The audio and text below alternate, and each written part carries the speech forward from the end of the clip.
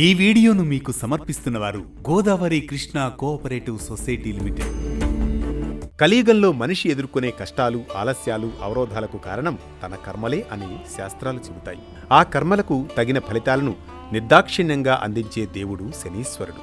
అలాంటి శనిదేవునికి అత్యంత ప్రీతికరమైన రోజు శని త్రయోదశి. హిందూ పంచాంగం ప్రకారం ఫిబ్రవరి 14వ తేదీ శనివారం నాడు త్రయోదశి తిథి 3:25 ప్రారంభమై 15వ తేదీ 4:38 వరకు ఉంటుంది.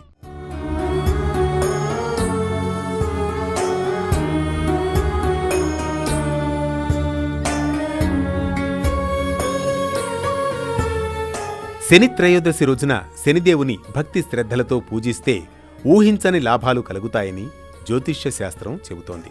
ముఖ్యంగా జాతకంలో ఏలినాటి శని, అష్టమ శని, అర్ధాష్టమ శని, శని దశ లేదా అంతర్దశతో బాధపడే వారికి ఈ వ్రతం గొప్ప ఉపశమనాన్ని కలిగిస్తుంది.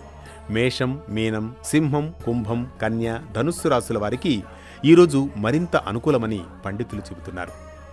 ఈ రోజున సూర్యోదయానికి ముందే నిద్రలేచి అభ్యంగన స్నానం ఆచరించి సమీపంలోని శివాలయానికి వెళ్ళాలి. అక్కడ నవగ్రహాలకు పూజ చేసి ముఖ్యంగా శనీశ్వరునికి నువ్వుల నూనెతో తైలాభిషేకం చేయాలి. శివలింగానికి అభిషేకం చేయడం శనిదోష నివారణకు విశేష ఫలితాన్ని ఇస్తుంది. ఒక తమలపాకులో బెల్లం ఉంచి శనిదేవునికి నైవేద్యంగా సమర్పించాలి. అలాగే నల్లని నువ్వులు, నల్ల బట్టలో తాంబూలం, దక్షిణతో బ్రాహ్మణులకు దానం చేయడం వల్ల కష్టాలు తొలగిపోతాయని నమ్మకం.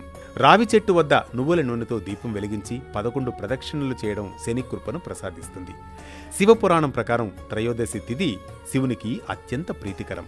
ఈ రోజున శనిదేవుని పూజతో పాటు ఓం సంచారాయ నమః, ఓం శనీశ్వరాయ నమః మంత్రాలను జపించాలి.